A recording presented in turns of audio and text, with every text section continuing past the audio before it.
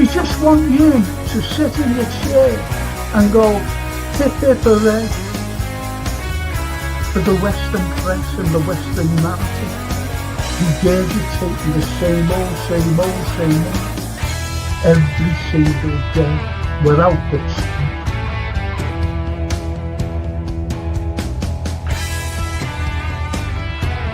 Please watch the first series, the first 2 episodes, the second series. Look at that. Absolutely fascinating. And it was the first time the Beatles had really stopped being semi-professional almost.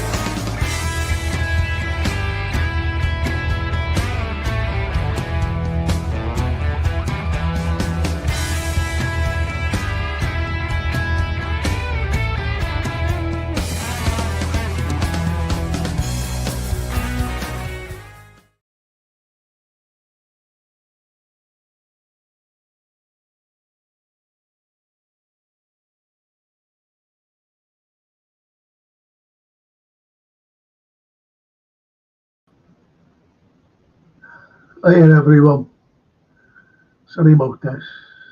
I just don't know where I am. You know what I mean?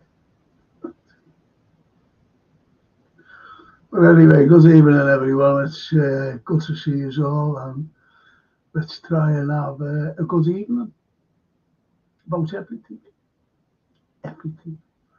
I've got my guest with me as usual, my old mate, the wonderful artist, Anthony Brown, that is, got him. And let's see your comments as well. Let's see what you think. Let's see what you think about everything. Let's see what you think about our history. What were we like in the world? We'll be looking at some pictures as well. I'll be giving you the oversight. There's one there which is absolutely fascinating. One picture. And I'll explain it all. And you'll like it. Also, there's another picture which I'll be doing. You know, these conspiracy theories. But not tonight. I won't be doing it tonight. But I will be doing it nevertheless. And it will be good. You will enjoy it. So let's get started today. But first and foremost, I'd like to thank these wonderful people for sponsoring the Frank Carlyle pods. Every single one of them. Gap painting services. And gap painting services are brilliant. Absolutely brilliant. Because I had them in one day. I just phoned them up one day because I needed something doing. I can't do anything, unfortunately. And phoned them up, and he just said, "Do you want a price now?" Or what? I said, "No." I said, "You know," they said, it wasn't like we'll give you the price now because he hadn't seen the place. And I said, he said, "Look, I'll tell you what we go from." And I said, "No, just come down." And he came down, did what I had to do, or what they had to do, what I wanted. And the price was brilliant. I said, I can't believe that. That was the price. Very professional, in and out. They even made me a cup of tea there. They made me a cup of tea, Gap painting services. They were just smashing lads. They're fully time served, fully insured. They broke nothing. And but nevertheless, they're fully insured. So anyway, when I was doing this, he got hold of me and said, "Do you want us to sponsor you?" I said, "Are you kidding me?" I said, "No." And they've been sponsoring me ever since. Really good people. If you're an NHS worker, get them in because you get, honestly, a very good discount. And if you're an elderly person, don't struggle. Don't be climbing up ladders or anything, standing on chairs. Get these lads in. You get a special discount. Just get them in. Don't struggle. That's got painting services. Everything's in the description there anyway. And you can get them in. And they're very reasonable, as I said. I come under no categories. Very reasonable. So get them in, don't struggle. Especially, our NHS workers and elderly. Don't struggle, please. Don't get them in. And you get special discounts. And that's Gap Painting Services, the sponsors of the show. So what have we got tonight besides Anthony? Anthony, I didn't know this until just before. He was celebrating his 35th wedding anniversary. Him and Lady. And I didn't know. Someone said it, did you there? I said, no, Anthony. So when he comes on, I'm going to tell him off because I didn't know. I didn't know. I'm going to bring him right in anyway. Being cheeky. There he is. Oh, will you tell me? Was it you let me know? I must have mentioned. I didn't. I put it up in the when we have our internal dialogue with our Jason. I didn't know. I hardly go on that. I hardly go on Facebook or anything because someone said that you put it up on Facebook. No, we're all talking about it. Never see. I'm awfully sorry. Don't be soft. And Jason was here even on Sunday yesterday. That's all right. And he never mentioned it. You know what, Frank? Say it wasn't a big. It is a big thing. Of course it is. I can 35 years putting up with you. I know. Oh my God! She'd whacked me with a frying pan. Lainey would have been out well before now, wouldn't she? Listen, you better tell Lainey that I didn't know. I only found out today. Do that for me, please. Tell her. There's no way I would have let that go. You know that. We're not good for doing the big bling thing with it. So no, of course you're not. No. We went to there's a little farm we go to for breakfast, and we're gonna take you there. We went there, and we sat in the garden in the sun, the kids, drinking coffee. Yeah, I had Jason coming down, didn't I? He had to do things in here. Yeah. Well, you had to match it on, wasn't it? Yeah, that's all. You have to be ready. Sorry, it is. It's actually, the watch along simply because they're ahead of me. They're ahead, so they know what goes on ahead of me. You know what I mean? Yeah. So I don't think I'll do it anymore. I don't think I'll do it anymore. Yeah. I'm talking about the watch along. I'll do the pre and post match things. That's what I'll do. Yeah, there's Simon. Hi, Frank. I didn't know until I read recently the impact that Cilla Black made on the Merseybeat boom. She was one of the few female artists to achieve significant success during the Merseybeat era. And yes, she was very cool. Because of the suggestion of the Beatles, particularly John Lennon, that Brian Epstein go down and check it out. Yeah, that's right. And the rest. Cilla's hits like Anyone Who Has a Heart and You're My World became international hits, bringing further attention to Liverpool's music scene. Both songs went to sell over 1 million copies. And he also says Did you know Schiller never managed to break the US, but Elvis Presley has a copy of You're My World on his Graceland? No, it didn't. That's a good little trivia thing to know. I'll have to go through these, I'm afraid, Anthony. Her agent turns down part of playing Michael Caine's girlfriends in The Italian Job because the fee wasn't big enough. Also, her stage name originated from a misprint in a music paper. Well, her name was Cilla White, and I used to go to school with I sat next to my brother, actually, Alan White. And I seen, you know what, Anthony? I seen him, and I was in the, where was I? I was in, I think it was the Legs of Man I was in, one Saturday afternoon. And there's Alan there, and I went, right there. And he goes, hiya, Frank, how are you? You know, the way you. And I said, what's your doing? I said, do you ever go down to your Cilla? He said, Cilla who? I said, Cilla Black. And he went, Cilla what? He said, I knew you'd say that, right? Black. He said, it's White, Cilla White.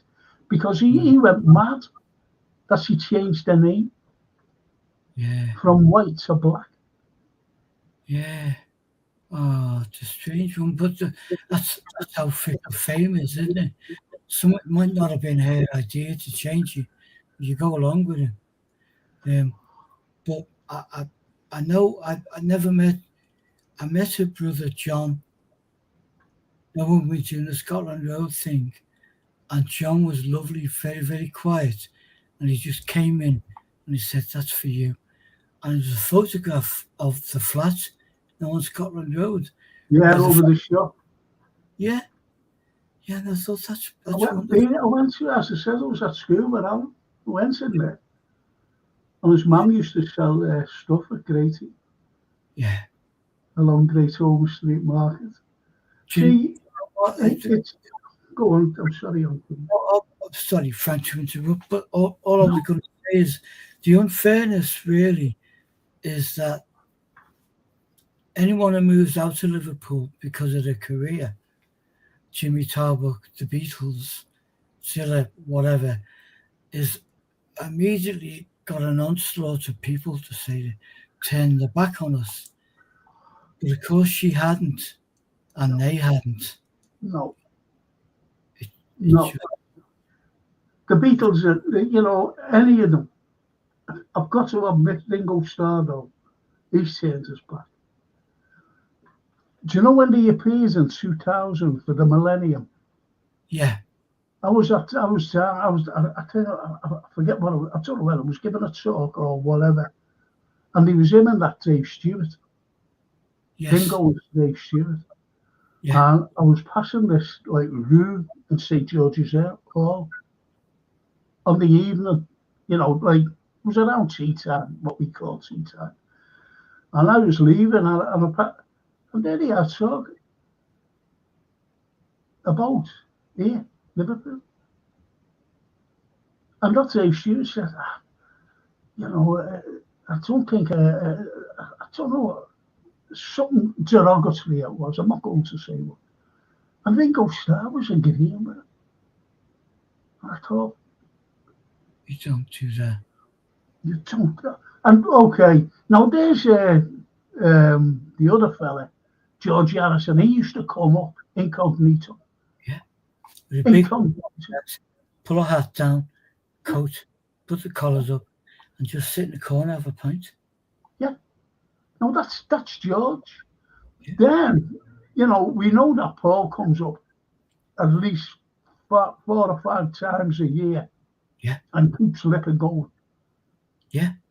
And I remember him talking to Tony Snell. Tony said, can I on the show say about this charity? He said, no. Use my anonymity for all that. He says, all right, I'll pull the plug. I don't think he would have pulled the plug, you know, on what he does. But no. I think it was just, don't. Yeah. Don't. And that's McCartney for you. Lennon looked at, you know, he was married to Yoko, and he looked at New York as, this is Liverpool, this. Yeah. Do you know when he was in New York, at a point in his late 30s, he started to actively collect things from Liverpool and Beatle things that he never met. Like concert programs, photographs of venues and things like that. You wouldn't believe that, would you? I want you to talk about that because I've got something here. You mightn't have it, you can have it. I'm just going to have a look. You wouldn't believe that he was actually collecting the likes of things from the Beatle days. So that must have got out of. Go on, carry on. Just look No, at it. that was all. It's the fact that, it's the old line, isn't it? You can take the boy or girl out of Liverpool, but you can't take Liverpool out of the boy or girl. No, And you can't. that just for whoever, however big. And Ringo got a lot of flack for the Jonathan Ross appearance. Oh yeah. Well, I witnessed it. Savvy. I witnessed it in St. George as well. Yeah, I know, but that's. I mean, we've all had moments where we'll say, for God's sake, what's that, what the other, and we would not want that broadcast in front of other, and then we reclaim our heritage, and we're proud Scousers. I think he was proud Scouser. He was proud of his stepfather, immensely proud of his mum, and one of the loveliest people in the city is a lovely lady called Frida Kelly, who was the Beatles' secretary in the fan club and stuff like that. Yeah, I heard him very, very close. And when they were on the road, Frida would take birthday cards and stuff to his mum. Ringo would phone up from wherever they were and say, "My mum likes such and such, will they take it round for her?" And she'd do that. So that was ongoing. So there's some wonderful stories, If people don't hear about them. Have you got this? If you haven't, I'm going to give you it. I have got that. I bought it at the time, and I bought it out, and then I bought it again, and when it was re-released again in the 2000s. I have. Do you know what, Frank? I used to rehearse in the band at that time. I was only a kid, and every time Andy Peebles would put, I forget what night it was, like Friday night or whatever, I'd get the rehearsals to wind it down for an hour and then record it on this cassette player. And I had all the tapes and everything, and then somewhere down the line, when you move from place to place, they all went. Yeah.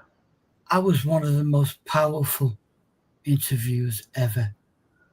And the other one was by a lovely guy called Bob Harris, Whispering Bob. Whispering Bob?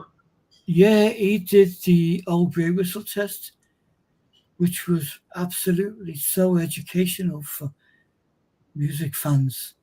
And he did this thing in 1974, 75. And in it, Lennon's appearance and the way he was and his voice, and he sang Stand By Me, that has been ripped off by all of your 90s British bands forever. Just that one appearance. And it was like half an hour interview, but it had him singing, and he was witty, he was talking, and he was saying, the dreaded question was, were you ever going to get back together? And he said, the dreaded question, he said, yeah, I'm up for it. You did that. That's the thing. He was up for it, and so were the rest of the lads. Yeah. And I don't know. You must know this, that they were going to give a free concert, open air concert, in either Sefton Park or Walton Hall Park. What a venue! I don't know. What? I don't know. You know, we hear a lot of it now where gigs are put on the waterfront, you know, King's Dock and stuff like this. Macca has done it a few times, but that Yeah, he loved it, didn't he? He should loved it, Macca, coming up. And Anfield, and I bloody missed him because of what's wrong with me. Missed him at Anfield because of it. You know, went to see the boss. I wanted to bought the tickets and everything. That's to let Francine go. I'm Francine's cousin. And I missed him along with the boss. I wanted to see the boss. I had no idea that Paul was going to appear. yeah, I had no idea. I don't yeah. think anyone did they? But anyway, I'll have to say hello to these wonderful people. Go through our list, yeah. Yeah. I thank everyone. Like and subscribe, says Christopher. Is right, Christopher. And Johan. Good evening, Frank and legends in the chat. Hope everyone is well. Is it footy night? No, Edward. It's the history night. That's what we do every Monday night. History. I've seen your backdrop. This is the backdrop. Yeah, it's a I football back. understand, you know. I understand. I don't know why this is there, unfortunately, Edward. That's part of history as well. We can Yeah, argue. oh yeah. As long as we don't talk about 24 hour ago history, if you know what I mean. And Christopher says, no, it's history. Simon, is it true the jet told during the Liverpool could have been less if there had been a better quality quantity of air raid shelters as well as radar tech and anti-aircraft defence? I think that could have been said throughout the country, actually, Simon. It's not just here. You had the barrage balloons and whatever. I know, like, I don't know whether it was over 300 or 500 people were killed in a bomb hit an air raid shelter just along from me in a place called Blackstock Gardens. Blackstock Street is still there today. And there's a plaque, actually. And I'm up in, there was, I think, Wavertree, I'm not quite so sure, when another bomb hit another railway shelter, and the same amount of people, but they were scalded to death, unfortunately. So it's any war. It's any war. It's You know, especially where it becomes collateral damage to civilians. Good evening, Frank. I love the history show on a Monday night, says George. I've got something for you, George, later on. Believe it or not. George. Redbeard, can you do your biography, History of a Red Historian? It will be a bestseller. If I keep popping, my Wi-Fi is iffy at the moment, says the Redbeard. Oh, Redbeard. Do you know what? I've been doing like a memoir thing, and obviously Redbeard going the game comes into it. From a little boy, when I was a little boy, playing with my little mates on little tricycles, little three-wheeler tricycles, you know, from the age of 2 to 3. Because I remember my childhood very well, very, very well. And playing with them. And then growing up, you know, into adolescence, then into the teen years, late teen years, early 20s, and then the disbursement of the friends because of people getting married and so on and so forth. So I've been doing this for a number of years. And then the education system, been doing that as well. That comes into the equation, no doubt, and what I've done since then. Even now, doing this, there's loads of in-betweens. Like when I was lost in France, lost in France, lost in Germany. There was, so there's things like that, which comes into it. Funny things as well, frightening things, and things of extraordinary paraphernalia, like, dare I say, experiencing really three things, but two I always talk about. To private people. What I mean, private people the likes of Anthony, and close mates, never broadcast it, but that's all in it as well. That's all in it. But I have mentioned them before on a podcast, the experiences, which if it be anybody else, it's hard to believe, but it's happened. It's happened. Yeah. The people I've met. You mentioned Stand By Me. Yeah. And this is in it as well. And I was having a drink with three fellas. Couldn't believe it. I was having a drink with them. One was Percy Sledge. Yeah. The other, Billy Paul. Yeah. And Benny King. Yeah. Would you believe that? And I was calling him Benny, I said, oh, right there, Benny. So as I was calling him Benny, he said, excuse me, I'm just sure. So we went to where, taking a bit for a pee. And I said, one of the lads said, it's Ben E. That's how we pronounce, or just Ben.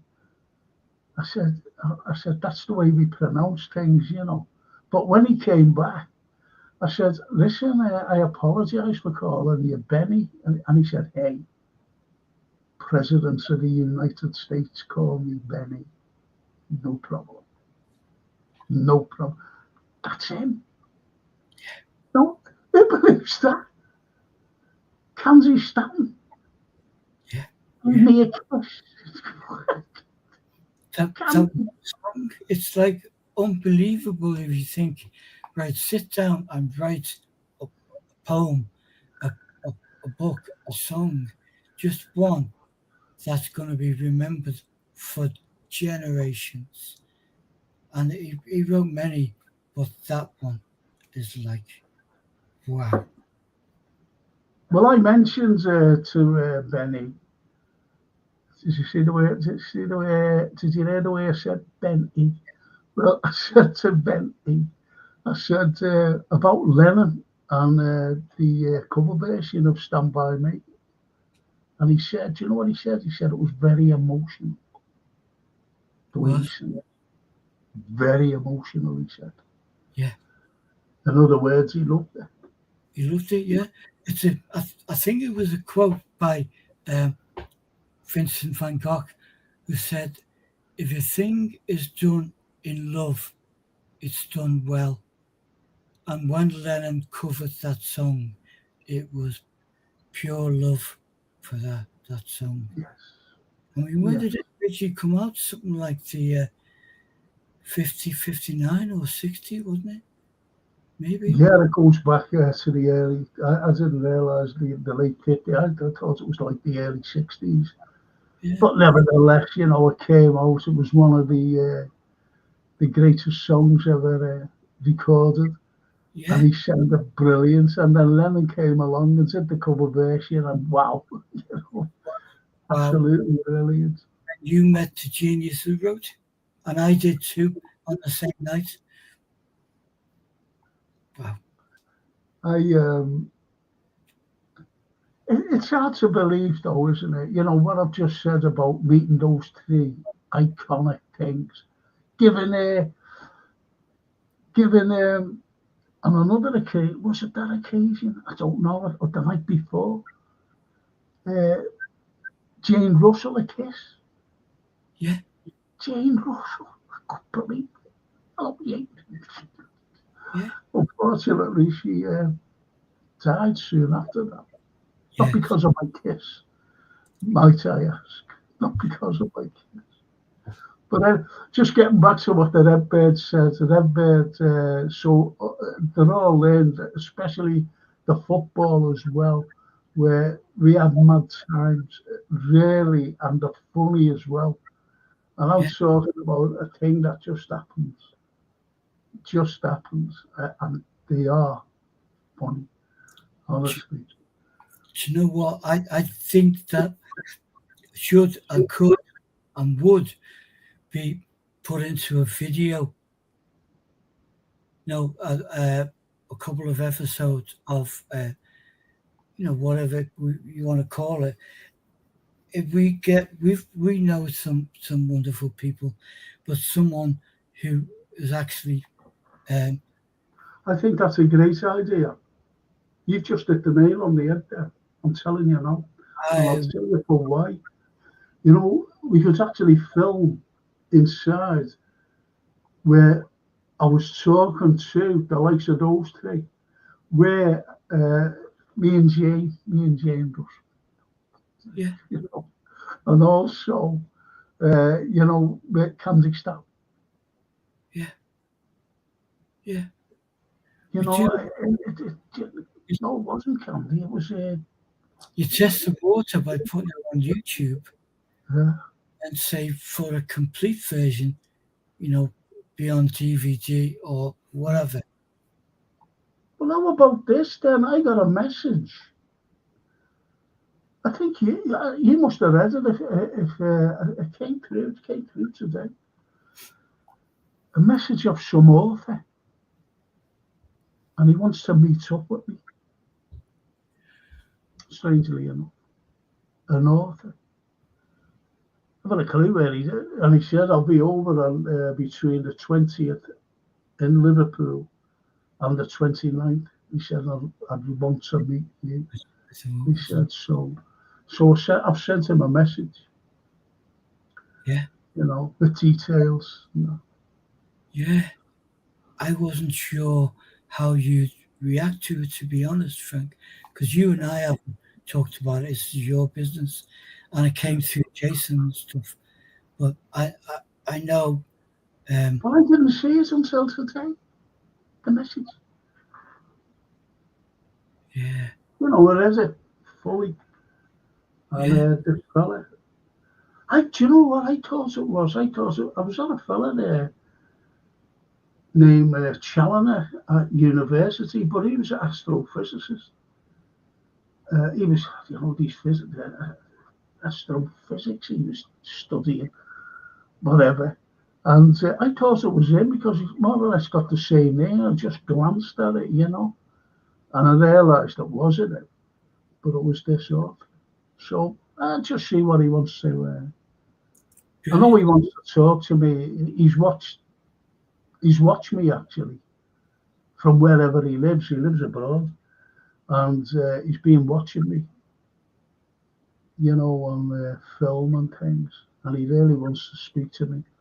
I think he mentioned about the 19th century. I'm not quite so sure. The 19th century, must have been about Liverpool during the 19th century, which would be good. Anyway, Simon says, I read the last German air raid on the 10th of January 19 destroyed houses in Upper Stanhope Street. One of these was 102. Ironically, the house had been the home of Eloise Hitler Jr., Adolf's half-brother. Well, his name was Wilhelm, and he worked at the Adelphi Hotel. His sister lived there, by the way, and when he visited his sister. So there's loads to that with his visitation. And he went into a pub where Anthony and myself have frequented. We'll talk about that later. Hello, Frank. Hope you're well, says the vlogs. So drained today. And I think it's from yesterday. driving to you drive and back. It's emotions and things taking its toll. Should be back to normal tomorrow. Roll on Friday at Anfield. Yeah, vlogs. Everything. My daughter got home. She was home at 11 o'clock. So I was pleased with that. Her and Sophia. She rang me up this morning and she said everything's okay, Dad. You know, Sophia's she's in good spirits. I said, well, is she there now? She said, no, she's asleep.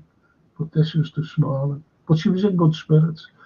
Simon, I only noticed the Blackstock Memorial Garden last week, the city's single biggest cost of life on the 28th, yeah. 200 people killed when a bomb exploded by a shelter in Blackstock Gardens. Yeah. Shocking. Good evening, Anthony. Hope you had a lovely anniversary, says George said. Good evening, George, and thank you very much. We did. Yes, thank you. Without Frank. That's why he has such a wonderful time.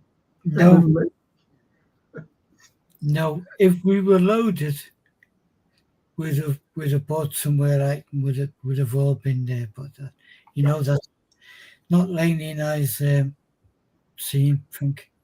No, I know that. But we will together. I know that.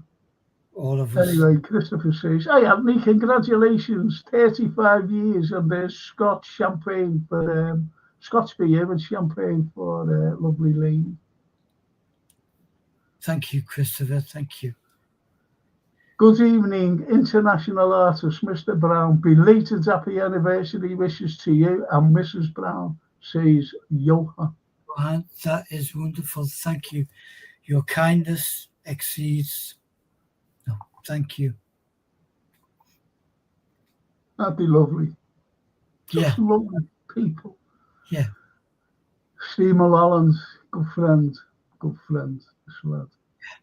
Hi Frank, for a while I've had a copy of Radical Route Through Liverpool featuring 15 places of interest.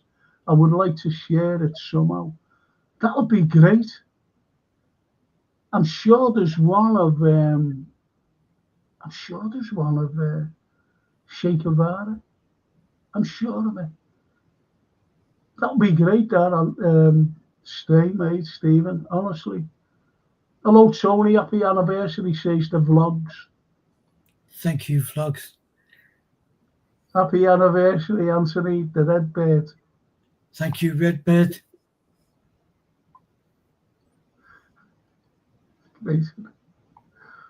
Simon, the Moores brothers, Sir John and Cecil, were ahead of their time. The legacy of business innovation, social responsibility, and a lasting impact on the cultural and educational landscape of Liverpool.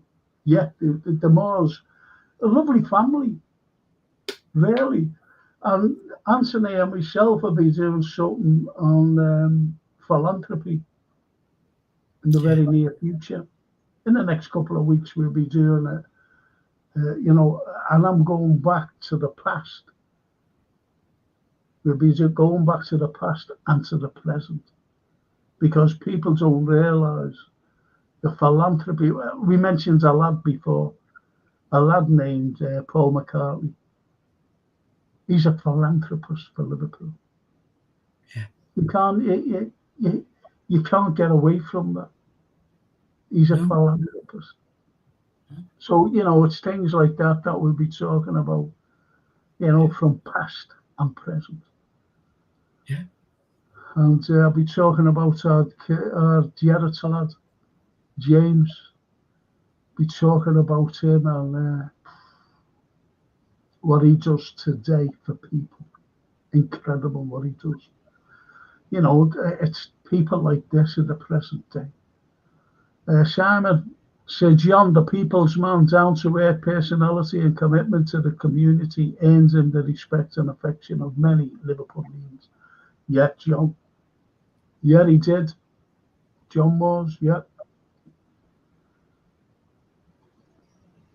Eric Scarhill. Evening, everyone.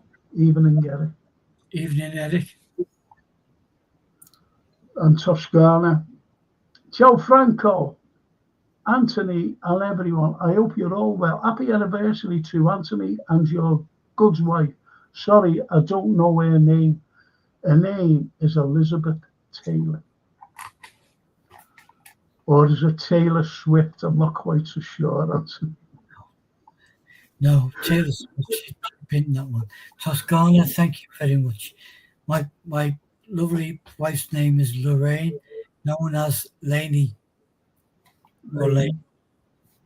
And I've got to tell you, Toscana, Lainey, and I'm not just saying this, he knows this privately.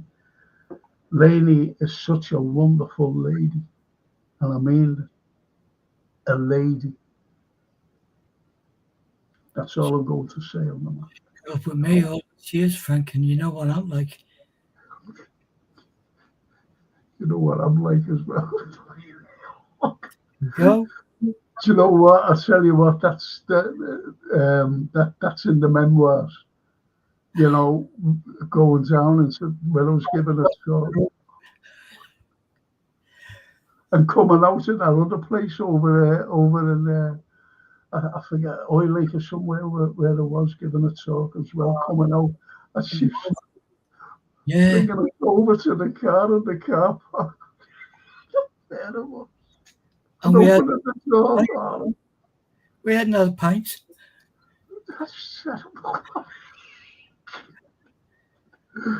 And that's Lady. Such a sweetheart.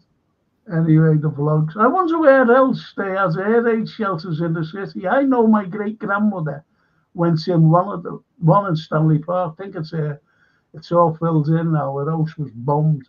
So good job she went to the shelter. Thing is, you see, the likes of the town hall, you know, the cellars there, St. George's Hall, everywhere, you know, they had shelters, you know, because, and even, I'll tell you where else, the Cunard building, that had shelter. I've actually filmed that on one of the DVDs where, you know, I'm talking about the air raid shelter, you know, and yes, you only have to stand outside either one of the three buildings, you know, the Liver, the Cunards, or the Port of Liverpool, and nothing would have happened because the Germans, they used to, you know, the Luftwaffe, they used those three buildings as it was just a landscape to them, you know, to get home. Yeah. It was a signpost, wasn't it? Signpost, yeah, big signpost. Men going out. On the landscape, yeah. So they wouldn't bomb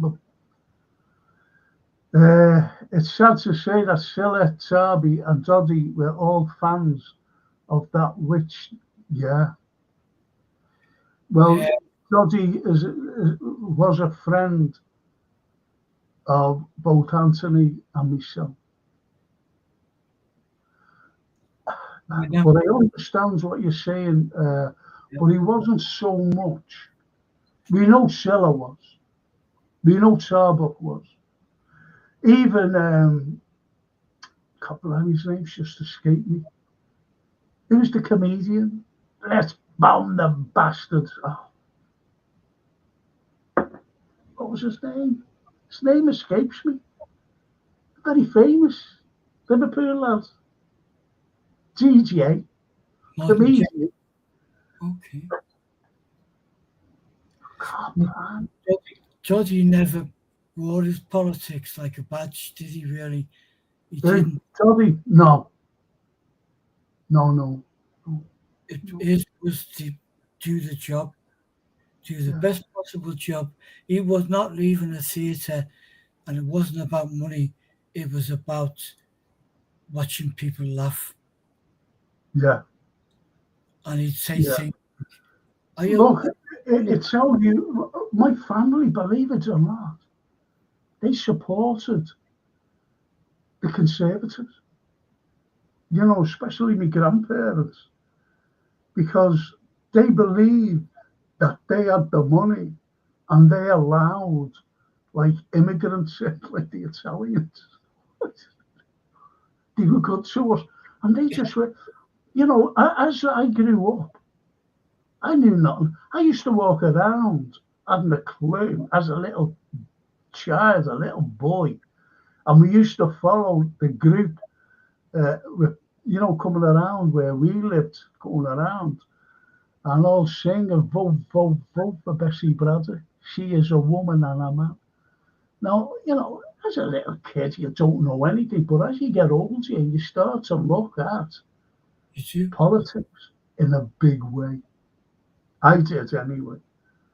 I looked at politics in a big way. Yeah. And I mentioned this. I went to dementia. I just said, when I was about 18 and 19, I said this, I'm going to say now. America wants to police the world. I said that going back, way back, when I was 18 and 19. And that applies to today. They want to police the world. Today, his new statement, Mr. You know what? Oh, there's the lovely Myra. Hi, everyone. Hi, Myra. Oh, that's lovely to see you. It really is. Now, I've known Myra a while. We've got the same political ideology, actually. Yeah. And the political ideology is the truth. We just it's the sense. The truth. I'm sorry about this. Listen, go on, you carry on. I'm just running to get some tissues. Go on. I'm sorry there, Anthony. It was just politically, it was more about sense of injustice. When I was a kid, left school and started art school, and you start to hear more in the big world, and it was more about what's right and what's wrong. So that's what drew me to political debate, because you knew that they were wrong because people couldn't afford. And then the same thing still applies now, only the lines have been blurred,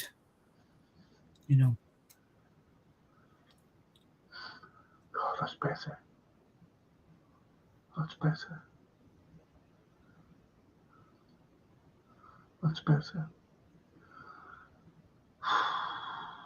Oh, Johan, hi, Myra. Oh, that's lovely. I like when you say, Yeah.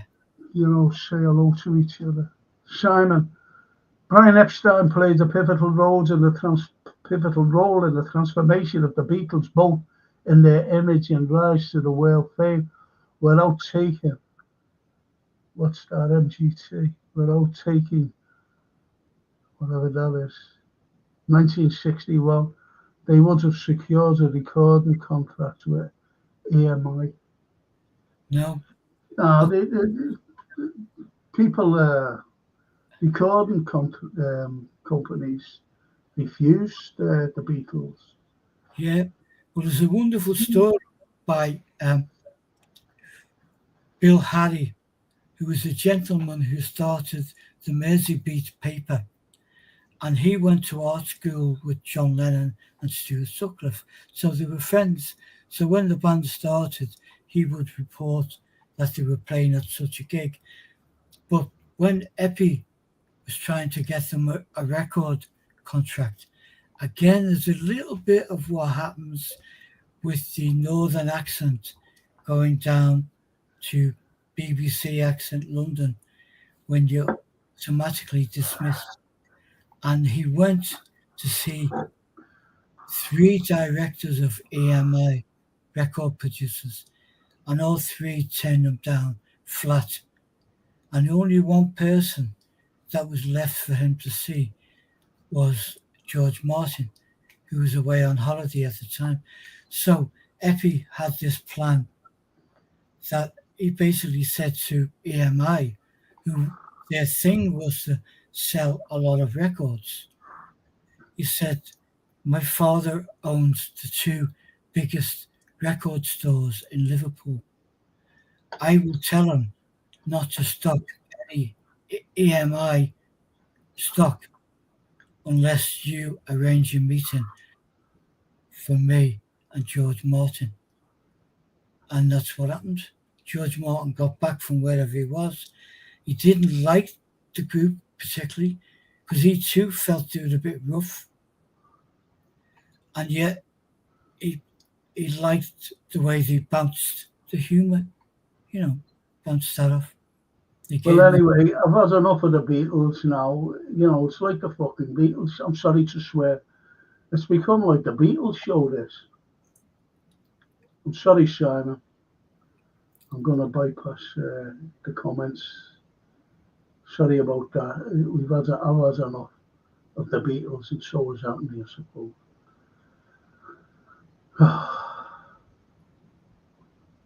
And the birds. Johan, my favourite devil.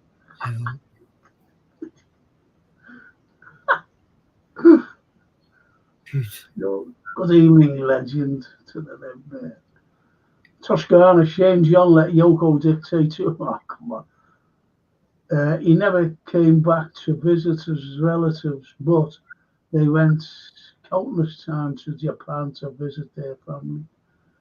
Frida is an absolute legend of a lady so genuine, says Toscana. Tell Franco and Anthony and everyone, if you are over everyone, you're all well. Yes, we're all well, Bella. We're all well. You are too. Was looking at where says the vlogs where Hitler bunker was in Berlin. So interesting to see. It's all being filled in and under the car park. The actual entrance under the road. Imagine the tourism if they had opened it up. They should have left it. They should have left it. I remember a friend of mine, I'm going back, must be 25 years ago. And he said, we're going over to Berlin, do you fancy going? I said, no. I said, I couldn't just take time off work or anything. I said, no. I said, there's no way. They were going for 3 or 4 days, I forget now. And I said to him, if you're going to Berlin, have a look at Sophie Scholl's memorial in Berlin. And he said, who's she? I said, well, Sophie Scholl was a 20-year-old student, and she was a great big heroine. And he said, genuine, he said, an addict. I said, no, she was, a hero. I said, have a look at the particular memorial over there. He said, what did she do? I said, you'll find out what she did and what happened. And when I seen him, months after, he said, Frank, he said, it was brilliant what you said that about the Sophie Scholl. I said, yeah, the white rose. The white rose. And he said, yeah. I'd love to do talk about her and her brother and friends. Yeah. At one point, what she did against Hitler and what had happened to Sophie Scholl, the White Rose. The vlogs, they get loads of tourists already visiting, but I don't think modern Germany wants to be associated with the Nazi Party. Try telling that to this idiot mate whose dad was an SS officer. Mate, the new Chancellor. And he shouldn't even be Chancellor then.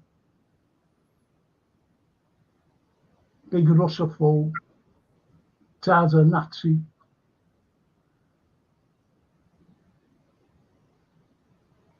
The Nazi Party era much anymore, which you can understand, I suppose. Well, I wonder if they're going against what this fella mates then. See, you've still got an east and west, believe it or not.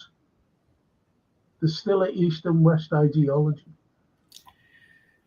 It is, but it's remarkable or absolutely frightening that there is a rise in Nazism and not in Germany. It's in, or It's here. it's in America. America's like going through the roof with it. Yeah, but it's here as well.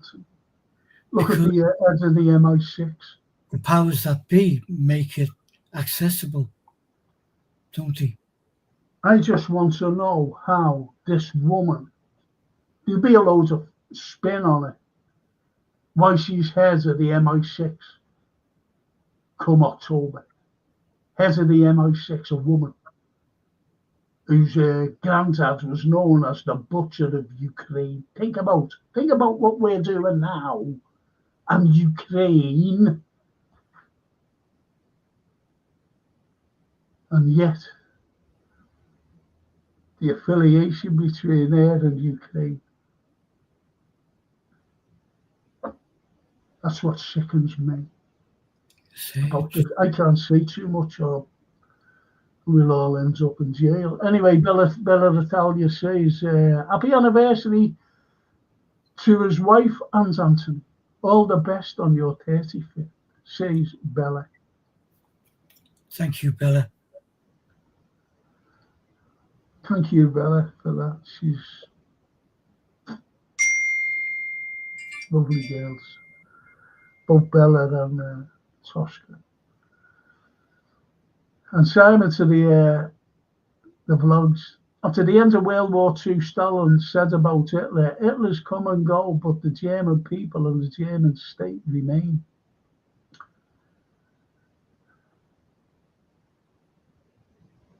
You wouldn't cocoa. You wouldn't cocoa. Ambidextrous. Happy anniversary to you both, Anthony. Ambidextrous. Oh, thank you. Thank you. There's our lovely Mia. Hello, everyone. Are you Mia? Great to see you. I'm Mia, ambidextrous.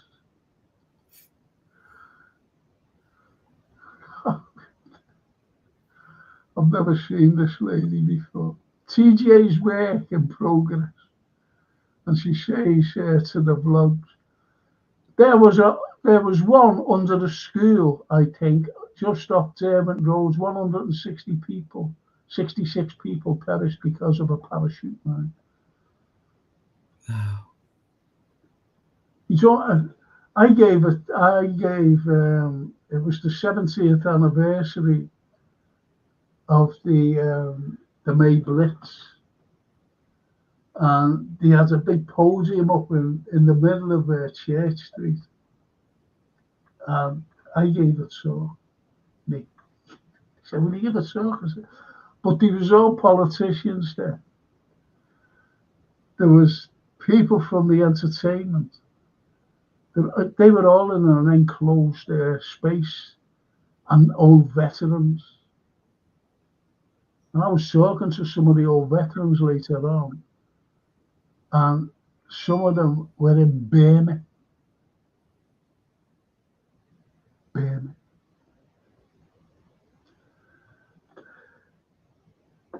One of the Chindits, he was one of the Chindits.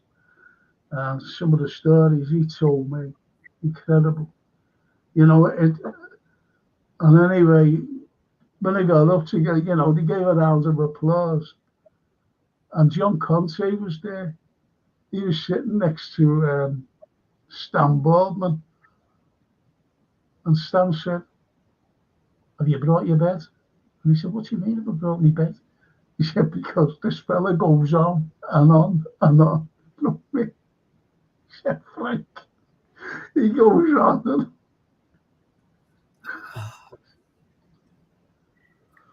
and Simon, Ken Dodds once said, I've done some brave things in my time. I played Nottingham Labour Club. I was the one who shouted 3 cheers for Mrs. Thatcher, and it was during the bingo cup. You could imagine it. But I tell you what, I'm not being funny, but the Nottinghamshire miners wouldn't go out on strike. They backed Thatcher. So that could have been a bit of irony in what he said. Anyway, that bit, love Ken Dodd still makes me giggle when I watch the old clips. Yeah. Yeah, me too. Very funny. Yeah. Lovely man. Toscana, Liverpool, to the blogs. Didn't they say that the skull found, which they said was Hitler's, turns out to be one of the family's females? I believe he escaped to Argentina. You'll never know. Could have escaped to America because there's loads of them over there and in Canada. That's where they all went. How is everyone doing today, says our lovely Mia? We're all right. All good. Thank you, Mia, for asking. I hope you're well too, sweetheart.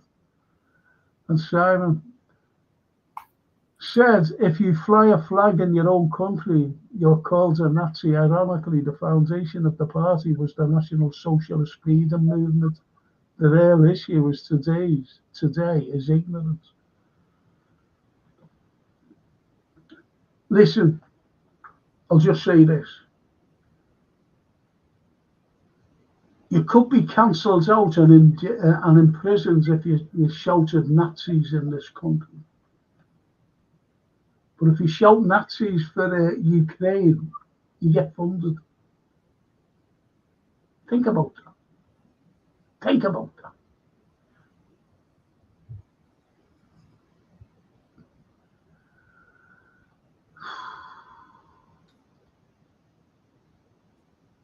And Johan, what's even sadder is the descendants of the victims of Nazism are perpetrating similar, if not worse, crimes. Yes. Yes, yes, yes, Johan. Yes.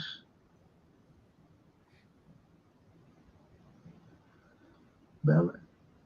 Hi, Mia. Hope you're well. Mia. Bella. I'm doing good. And how are you doing? So you love her.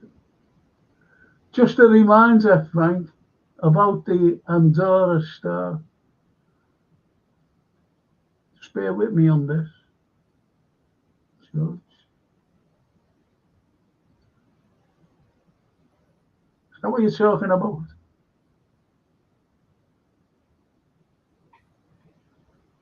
I will be doing it, not tonight though. That's okay. I will be doing it.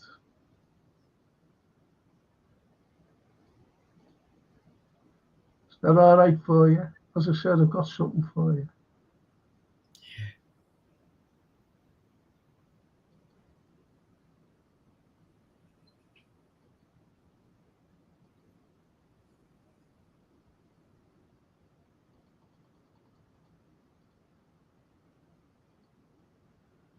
Told you I had a surprise for you, didn't I? Hey, George.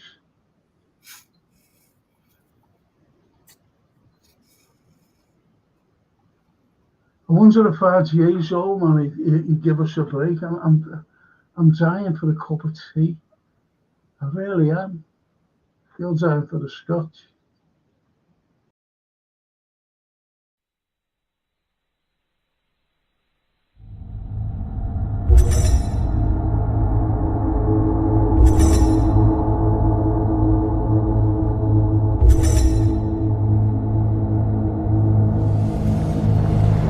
For people who have followed the Liverpool Unraveled series, here's a piece of Liverpool unnoticed.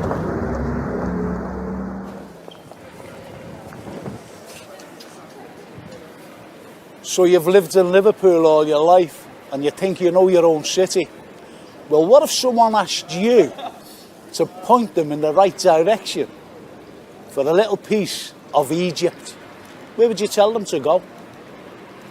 Well, right here is the little piece of Egypt when you look at this.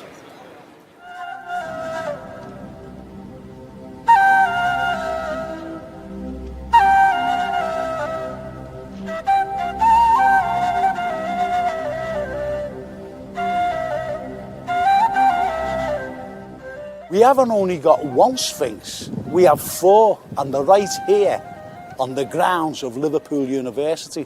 And imagine this, if Liverpool has its own parliament, this is the building I'd choose to represent Liverpool and its MPs.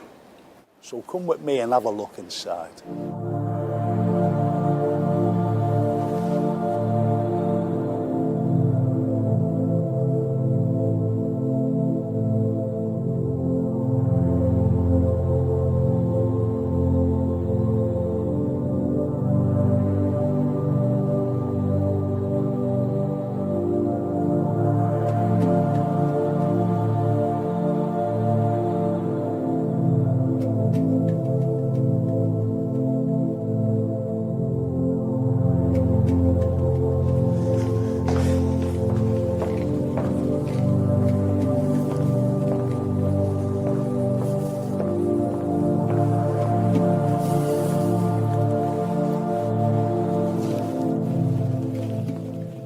If this was the Houses of Parliament and you were here on May the 11th, 1812, you would have heard two shots ring out.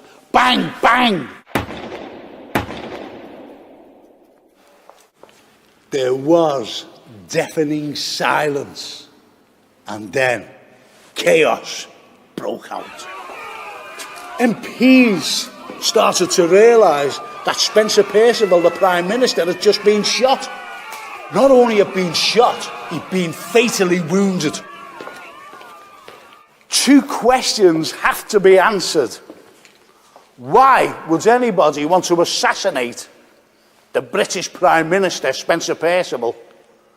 And second, who? Intellectuals like the poets Wordsworth and Blake really thought that this was the first shot of the revolution.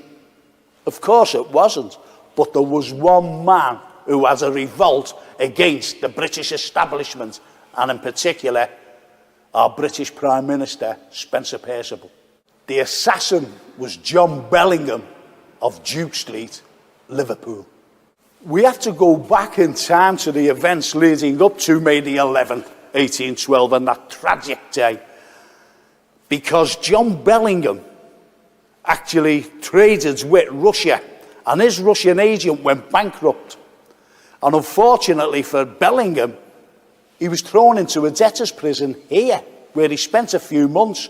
On his release, he came out, but went straight over to Russia, where he ordered the Russian government to pay him compensation.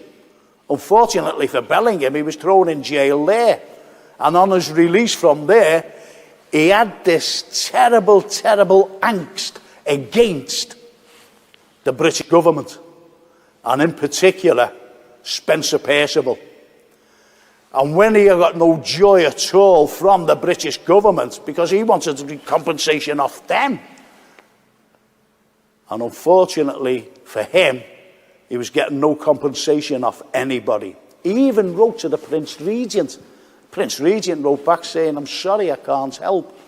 So therefore, what Bellingham did, he acquired 2 pistols, and the plot manifested.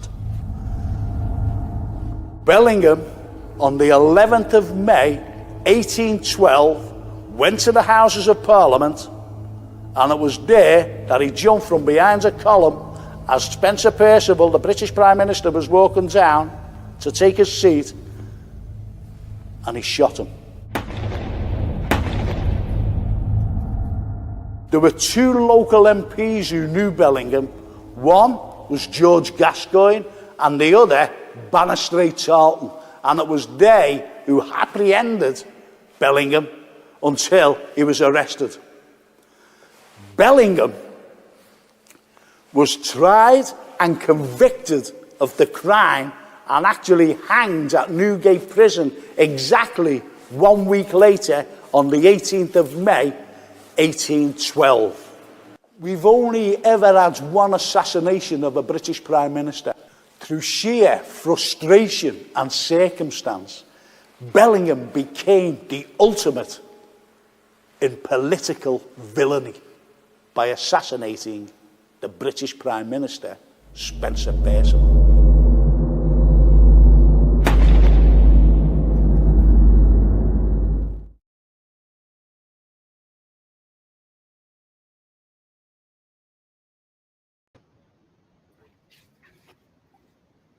That was a bit dramatic, wasn't it, from Frank? It was dramatic, but that's I've got the DVDs, as you know. I've had them for years, but first time I heard that is when you did it on one of the history pods, and I was kind of blown away then. But it is dramatic, isn't it? How much we're pushed to the end, and you think the only resolution is to fight back. You know, it's horrible. Well, that was done at my old university, because I don't think we could have got opened up the Houses of Parliament to do that. Yeah. I don't think so, anyway. Bella says, Anthony, what was your favourite sculptor in history, and did they inspire you? Wow.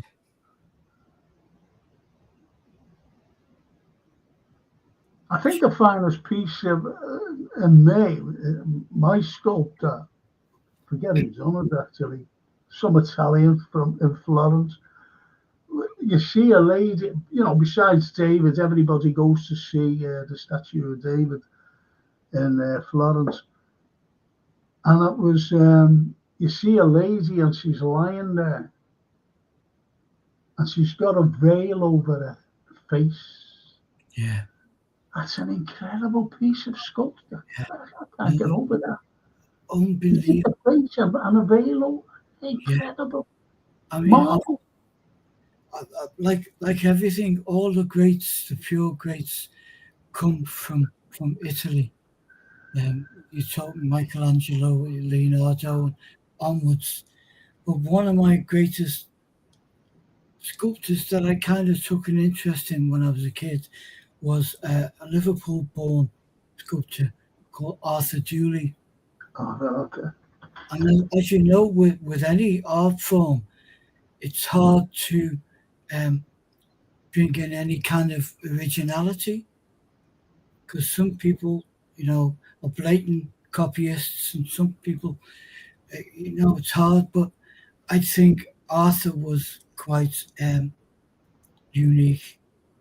What he did was brilliant, and I met He him. was incredible. Yeah, He was just incredible. yeah, He really was. You know, you get the likes of. You get the likes. Can I show you something? yeah. Talking about sculptors. Can I just mention, Myra says, just before we go to it, Myra says, happy anniversary, Anthony. Congratulations for 35 years of commitment. What is your advice you would give to a lasting relationship?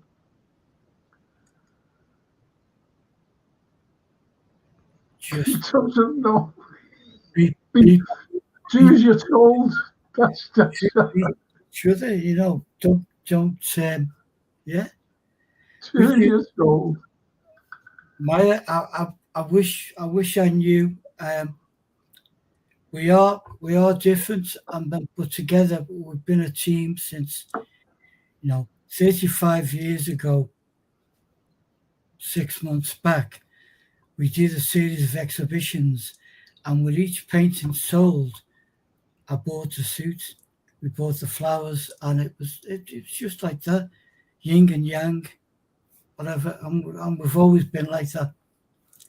Nothing above us, nothing below us. Just is what it is. Frank knows when we're out. If he talks to me, he's talking to Lainey, and if he talks to Lainey, he's talking.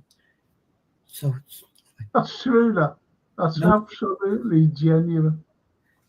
As I said, my advice is do as you're told. You don't do as you're told. Nothing's down for you. Either side of the coin. That's why I'm here. Don't want to make me a cup of tea. Crazy. A lovely mayor says, Frank, that was well put together. I'm very into it. I could watch that with a brain. Yeah, see that? That's what I'm watching it with. Look. Oh, that's our logo, you know, look. Jason designed that. That's brilliant. Jason designed that. That's our logo, our little logo for the show. I'll have to give him some money and see if he can put it on a t-shirt for me. Oh yeah. I will That's definitely. Yeah. Yeah. I'll be wearing a few t-shirts. Yeah. Probably with Liverpool on. When I go, I always do. I don't wear football shirts, you know. Never do that. But I do have some shirts, you know, like t-shirts, you know, when I'm on holiday with, you know, Liverpool on. You know what I mean? Yeah. That's what I do to show where I'm from. If anyone wants to speak to me, fine. If they don't, that's fine by me as well. As I said, I was just outside Sorrento, staying on my last visit there, and I went down to this. It was a smashing little place where I was staying. I used to go for my breakfast there. I used to go, you know, if I wasn't in Sorrento, I'd have a meal there. But I had a meal this night before I went into Sorrento because it was early-ish, and there was a couple facing me, Anthony, and there was only those two, and we were sitting outside. There was only those two there, so I just first goes over, sits down, orders me meal. And the lady says to me, "Oh, excuse, where are you from?" I said, "Liverpool." And her husband came out with the most famous saying, "Watch your handbag." The Scousers in the house. So I just sat there. I could walk there. Got up, walked over to him, and I said, right down to his face, and I said, I never swore. I wanted to. The lady was sitting there, and I said, "Do you think for one moment I'll come over?" And a bag, funny enough, was on the table. Me to take that bag and run off with it. To you, he said it was a joke. I said, "Well, I don't like you." I did swear that. Not a joke. That's not a joke. I said, "We're fed up with this. What you people come up with about us Liverpool people. You haven't a clue about me. You don't know who I am. I don't know about you." And the lady she said, "I'm sorry about that." I said, "You shouldn't be sorry. He should." I said, "I don't want your apology either." Horrible. Yeah. Horrible. So, and George says, Frank, was the veiled lady by Carradini? I don't know, do you know? Could it be? I could have been. It most probably is, George. It's fantastic. There it is. There it is. There it is. Must be, because Jason's put it up. Isn't that fantastic? It is. And thank you, Jason. That's beautiful. God, blimey.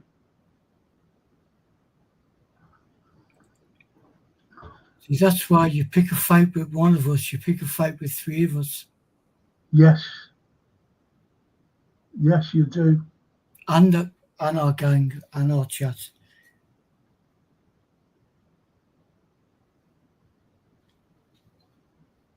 Thanks for that, George. Brilliant. And Mia says, congratulations, Anthony. That's brilliant. And Mia says, I got my Liverpool mug too. Shame we lost yesterday, but up the Reds. I'm glad you didn't watch me on the watch along, Mia. Anfield. Good evening, Frankie and Anthony, two Liverpool finest. Hope you're both well, lads. Now spit your false teeth out and get your gums around these. Thank you, Raw. We will. Brilliant. Spit your false teeth out. Get your gums around me. I could do with them. We find a dentist that does NHS. They're all gone. And Mia says, I'm not Scouse, but all this discrimination annoys me. Scouse people are genuinely the most kind-hearted people around. I've been to Liverpool many times, and it's amazing. Isn't that lovely? Thank you, Mia. Yeah. Thank you, Mia. Beautiful, huh? And the red bears. Ro, how are you doing, lad? Yeah, that's so generous they are. Look at that. The Anfield up. Myra and Mia, hope you're well. M&M's, look at that. Hey. From the Anfield Row. Hello, Bears. Hello, Row. All good here, says Mia. I love our people, you know. Yeah. I love our people. I think these are. I was saying to Francine, you know, about the community on here. And she said, you're lucky, Dad. I said, yeah, I am. I am lucky to have such wonderful people. Yeah. The Anfield says, I look like that when I have an hangover on Saturday. That's the veil ladies talking about. On the couch. We've all been on the couch pose. And Toscana says, you're 100% on, Mayor. I get really pissed off and I'm not from the city. My favourite city, that's Toscana. Buonasera, he says. Oh no, he says to the Anfield to Toscana. Lovely. And Mia says, Toscana, I'm from Wales and I know a lot of Scouse people who visit and vice versa. We get along very well from the experience I've had. Good. So you're a Welsh boyo, eh? You're a Welsh boyo. Yeah. When I was 14, 15, me and me pals, you know, from where I lived, Yeah. used to ride every Sunday to Llangollen and the Horseshoe Pass and back again. Every Sunday. Beautiful. Wow.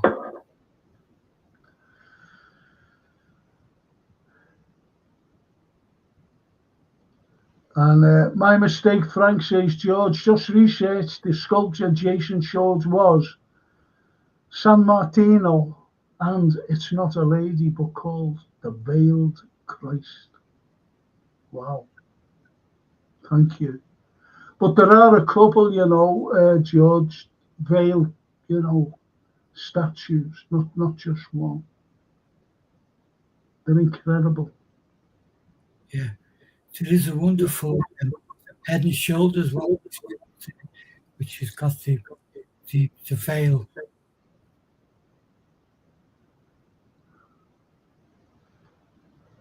Look at this. Frankie, I wish you guys could do a live walk around the city showing us all these great sights. Such a shame it can't happen. It'll be great pod, that lads. We will do it, Rob. We promise.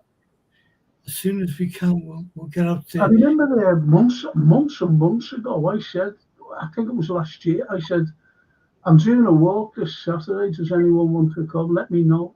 Not one said on here. Not one. So I never bothered after that. Well, we'll do it. That's before I was afflicted with this.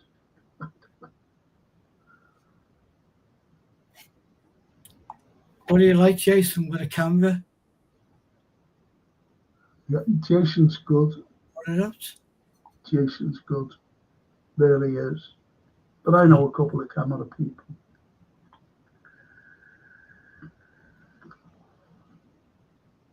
Right. Can I show you another thing? I'll just go through these. There's only 3. I love sheep. It's just the way they chew. It's so cute. I know it's weird, but it's funny. Mia, don't be sheepish. There's lots of sheeples in this country of ours. Mia, I've got a soft spot for Wales. As my dad lived there when he left Italy, and my sister-in-law is Welsh. Isn't that nice? See, we're all connected somewhere down the line.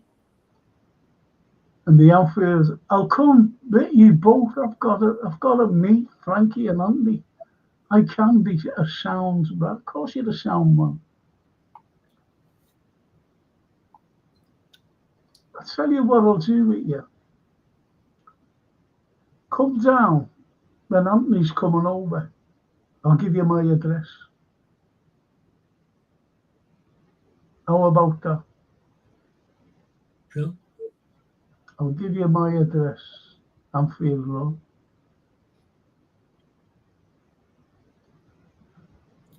If we were going to sit in one place in town and talk about historically what's outside the windows, where would it be? I knew you'd ask that. Do you know where's the best place? Either McGuffey's or one of those, Castle Street. Yeah. Because just there, just around there is so much history. So much. It's incredible. And I can do that walk. Yeah. I can do it where it's show. Okay, shall we make that a day? We'll make that a day. And then it's a few short steps down to the building that was the Co-op Bank, which is... Yeah, no, that's what I'm saying. It's just a little walk around that little area that I'm okay with. Okay with it. And it's so full of history, it's incredible. Okay, that's where we go then. Yeah. And we're right in front of the town hall. But it'll be these who'll have to say you'd go and a date. Yes. And let's hope that it's good weather. Yeah. And Jason says, I'm better behind a camera than in front of one. That's why I'm here. And you gents are there. face chasing. Sorted. Should have seen him yesterday. He comes in and he had to do it. He had to, when he sets up, I've got to go to it. But he did everything. He marked them. And he went, yeah, look, I said, oh, yeah, okay. He said, when you finish with that, he said, just you'll be okay. I said, okay. And he did a wonderful job for me, honestly. Fantastic. And when I was coming on here, 2 minutes before I was coming on, I went, and I said to him, I said, Jason, we haven't got the map up on the monitor. The monitor's off. Just bear with me on this. Just bear with me on this.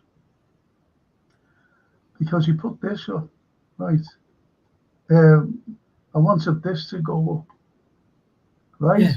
I wanted that to go up. Yeah.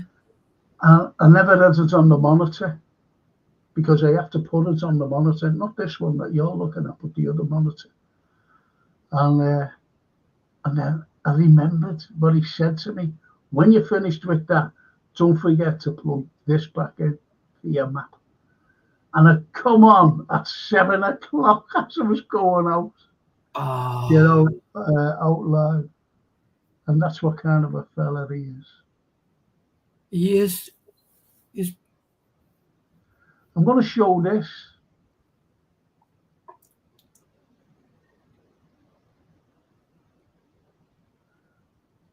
I'm going to show this. Yeah. Now, that's the original. Yeah. I didn't know that was there. Have I got it here? I've got something here.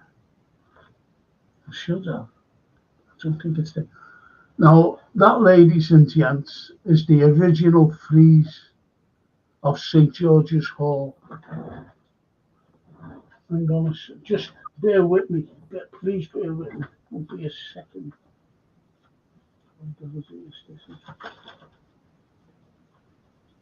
No. Yep. Got it.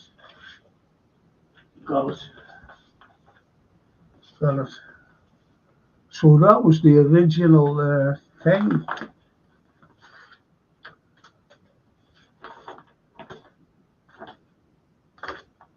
That was the original. So when you look at St. George's Hall, it's not complete. And it's had like £24 million to spend on it off the lottery.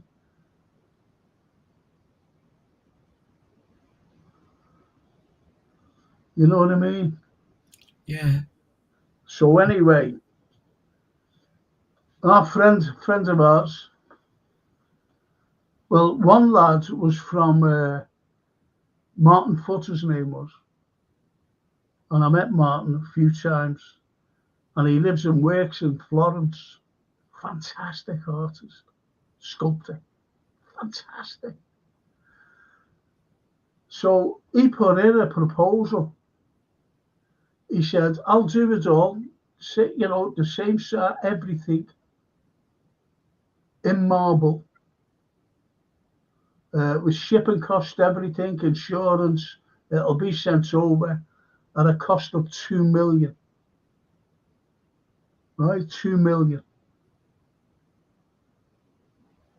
And the next, my God, he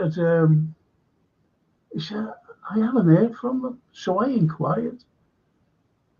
And they went, no, we've got to do the inside of the hall. I said, we're out the outside. I said, it's not complete. Nothing is complete. That has to be put up. I said, get this lad 2 million. It's nothing for the amount of money that you've got.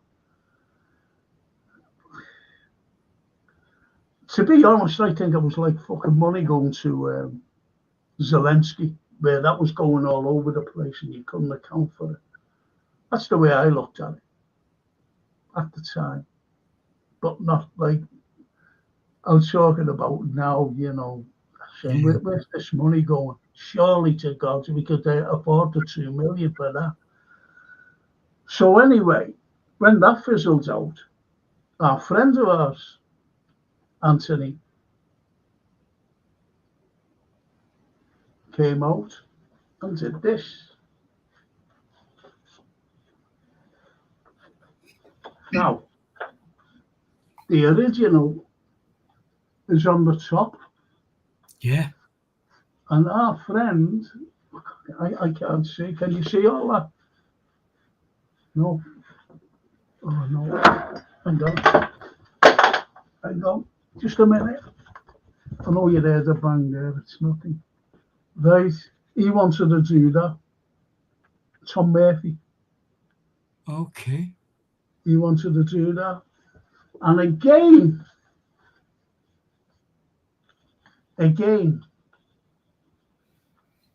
he refused.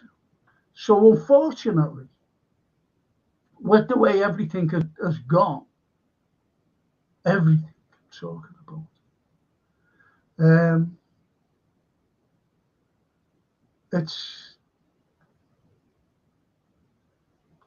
it's not finished. It's not complete. St. George's Hall is not complete without the frieze that goes back to a fella named Nickel. And he did the frieze. And it was up there in 1854 when the hall was completed and opened up. And he took it down to clean it and smashed it up. I'm not telling you why he smashed it up, because I'll get called one of those labels that they normally call, people.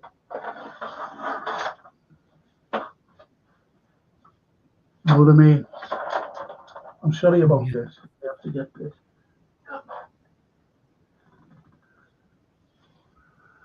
And I just don't want to be labelled something over that and why it was pulled down.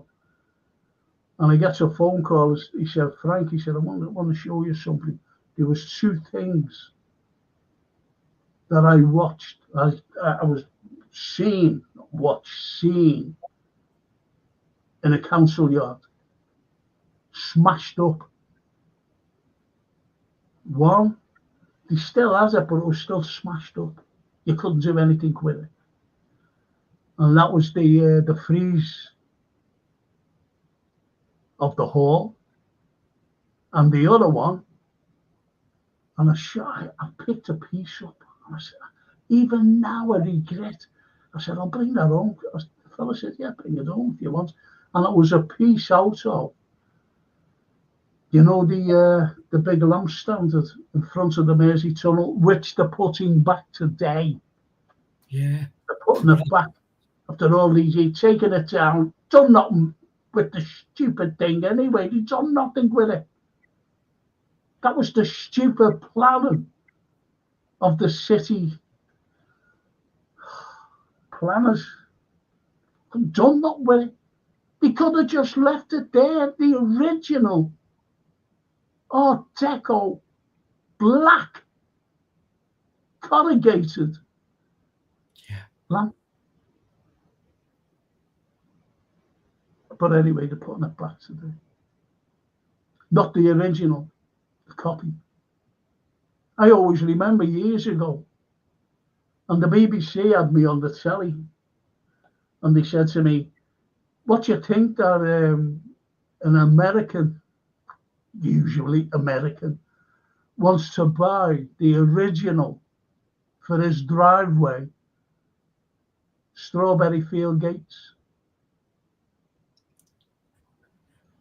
And one of your councillors, and I know this councillor, won't mention his name, said, oh, we can put a replica there. This is going against our own heritage to appease. I think it's great, Michelle. Get money for what were they going to do with the money of this American billionaire or whatever, so we could have the Strawberry Field Gates on his driveway? And that's the annoying thing.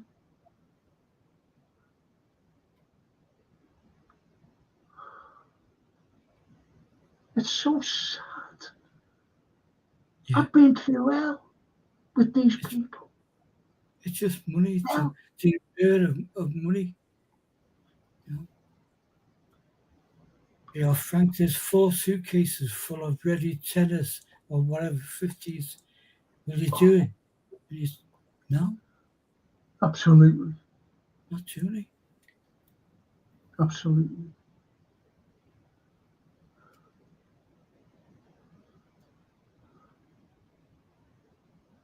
Oh,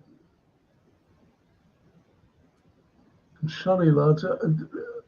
This is not a. I'm going to delete your things, mate. Um, this is history, not football. This is history, not football.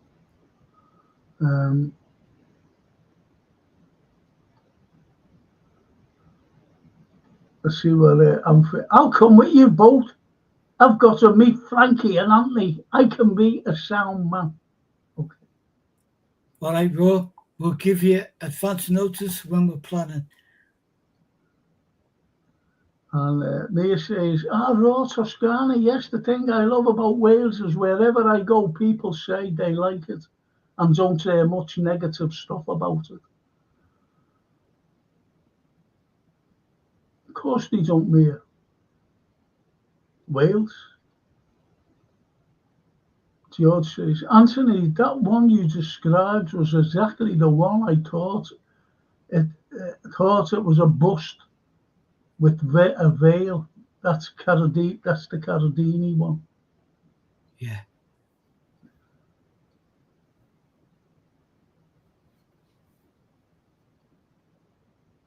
But strangely enough, and we didn't have to mention this either, to each other or whatever. But our favourite artist going back is one of the greats and a great visionary was Da Vinci. Yes. We were just chatting one day, Anthony and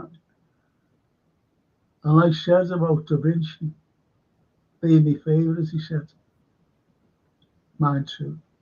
And we just chatted about him, didn't we? Yeah.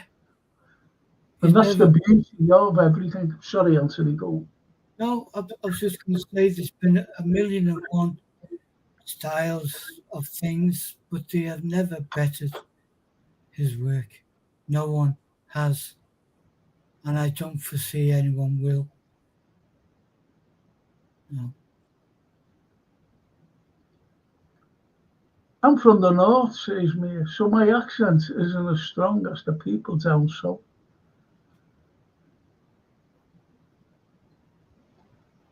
I feel Rose laughing at Jason. I'm better behind the camera than in front. And Mia said, Ro, make sure you get a Starbucks on the way. I do a good, if he was coming to my home, I do a very good cappuccino. And a great, Jason will tell you as well, I do a great cup of tea. Everyone says you get a great cup of tea at Frank's. See that? Yeah. Franco and Anthony, do you know Tom Slemon? I went on his ghost walk with friends. Interesting. I know Tom well. Yeah. I know Tom well, Toscana. Bella.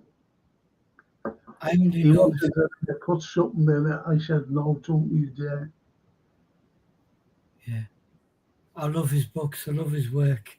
But I've never met him. No. Yeah. Yeah.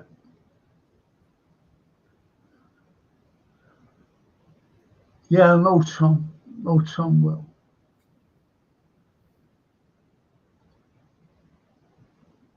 He said to me, he said, do you know what, Frank? He said, He's very quiet, you know, when he says so, he's very quiet. He said, I wished I could project my voice like you. I said, just shout.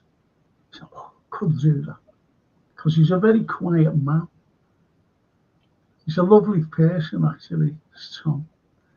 We need mods on the chat so that it will be deleted in a second. Horrible. Well, become our mod. Become our moderator. I don't know how you do it, though. I don't think Jason does. If you want to become our moderator, Mia, that's no problem. We'll have that little key thing. And your lands a jog on, mate. You can't be upsetting Johan. No one upsets Johan. As Bella says, not the tech, I don't. And George says, God, he's been banned, by the way. That was a message before. There's Pat. Even the council refused to reproduce the phrase, such as it. It's the fucking councillors. Yeah. It was the councillors. They even wanted to do, there was me and a lad named Phil Griffiths. Yeah. I wonder if Jason can put them up, if he's still with us. And they were the gates of the Sailors' Home. Yeah. And I said, well, they knocked the Sailors' Home down, and the hole was still there until Liverpool 1 was built from 1974 onwards. Pathetic. Pathetic.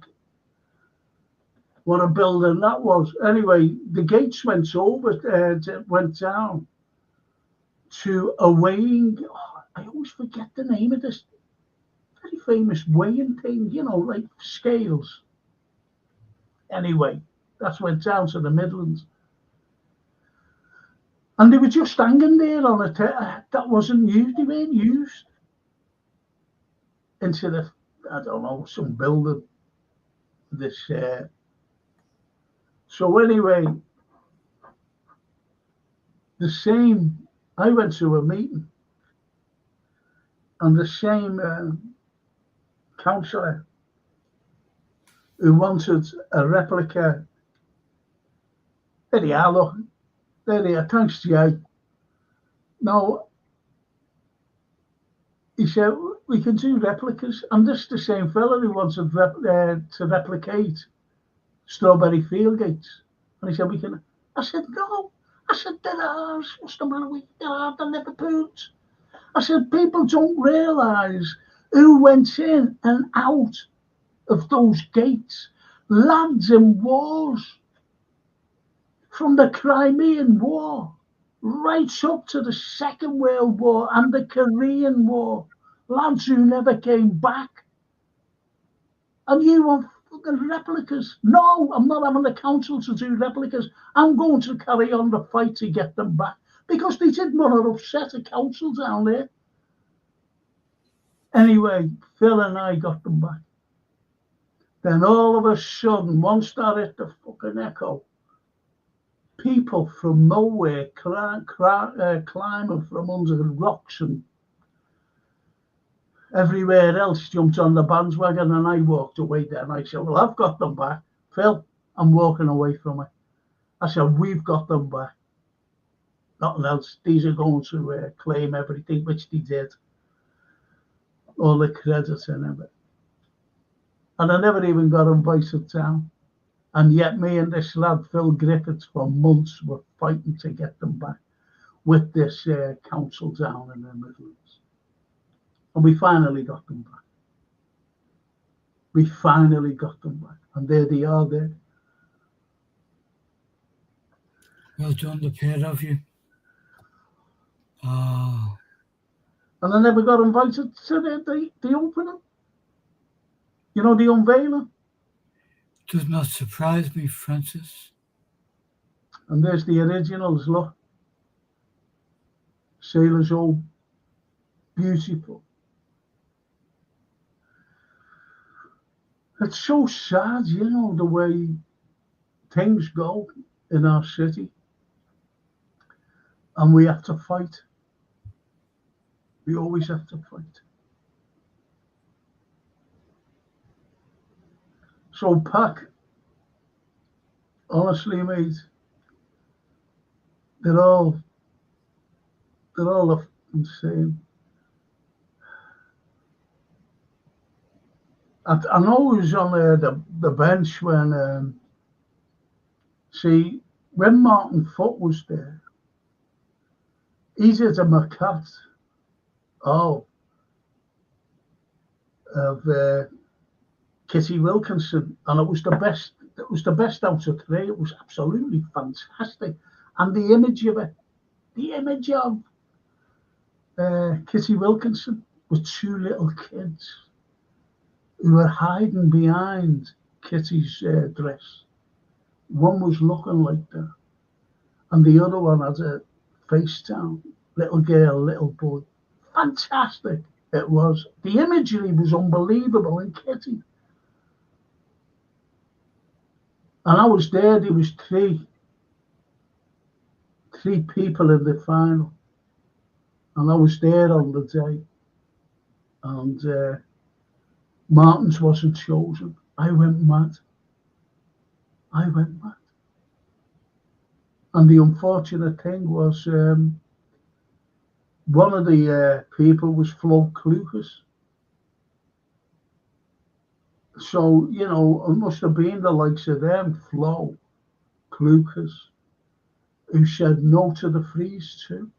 But she picked her, and the little judges picked that horrible statue of Kitty Wilkinson that's inside St. George's Hall. And our friend, as you know, Michael, Yes, he didn't like it, did he, at all? he walked out in tears, didn't he? Yes, he walked out. That's how bad Kitty Wilkinson is, and he refused Martin Foot's. I know why he picked it, because this fella who did that was from the London School of Art and Sculpture. That's why. Oh, we've got someone from there. Oh, isn't it great? Means Jack Sherbert. It does. And the fucking thing as well reminds me of old Mother Riley rolling her sleeves up. I hate it. Don't like it at all. Like No. Michael.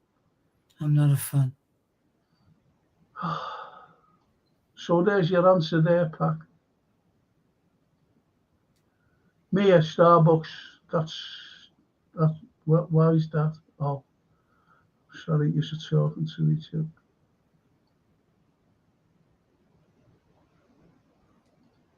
Jason swore, look, I've just been the prick.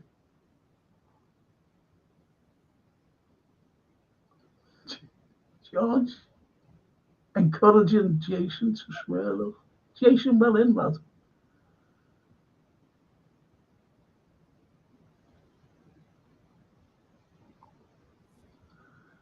Sorry, I'm back.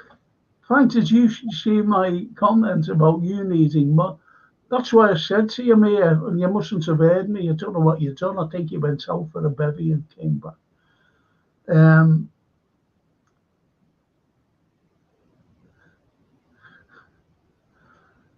I said, how would you like to become a moderator on here? That's all. You yourself, Mia.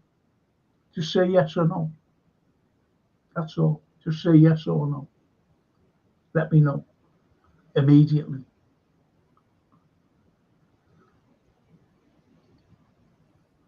Packer, I think those gates killed 2 people, fell on them.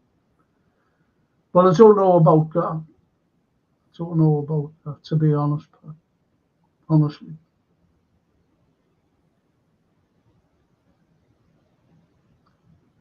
And Jason says, I never swore until I started working with you, mate. Should have banned that comment, shouldn't I?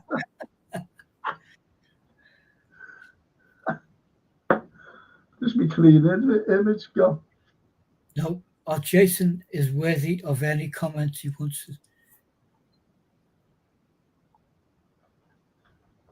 Exactly. These trolls must live such miserable lives just to bask in hatred, says Johan. Yeah. Yeah, Johan. I tell you what, Johan, my granddaughter, you know, when she said, "There's a Man United, I hope you get relegated." Well, she said to me, will you tell that man? I didn't mean that, Granddad. I was only joking. I said, he knows that, sweetheart. He knows that. He knows it, sweetheart.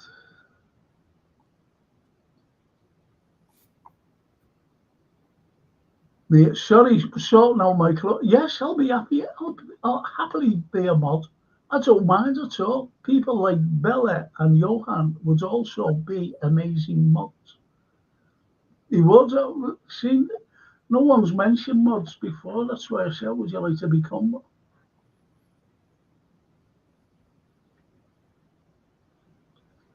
Yeah, absolutely.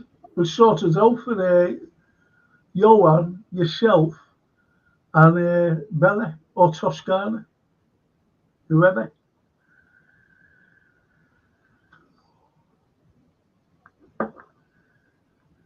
Because he had it on again on Saturday.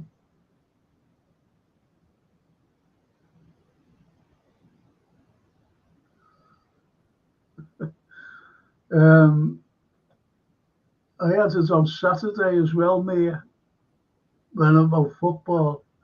And I banned a fella, I blocked a fella because he supports Netanyahu and what's going on in Gaza. And I said, so you are looking at babies being killed and you're happy with that? And children, and innocent men and women, parents being shot. There's today, Anthony, I don't know whether you've heard of it, 5 Al Jazeera journalists were shot dead. Well, not shot, they just targeted them in a tent and blew them up. They knew exactly what they were doing and blew them up, killed them. Yeah. And, you know, this fella says there's not genocide going on. So this fella, I said, I banned him. And it was a lad who came on my podcast as a guest. And I read as well. I couldn't believe that a Reds would come out with that. Couldn't believe it. And this, it must have been a mate of his because he came on. I said, I don't want to know you. And I blocked him again, banned him from this, any pod. And this fella came on, saying he's right. He's right. You know, about Gaza. So I told him to F off as well and just banned him. It's shocking.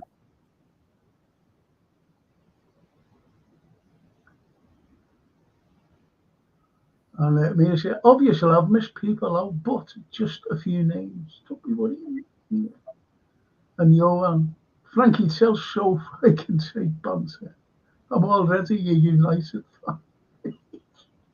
Laughing his head off. Yes, just an idea, just a few people in here to sort out a few idiots who come in here. And yeah, come in here. And Bella says, Mia, I don't think I'll be very good as my English. Stop it.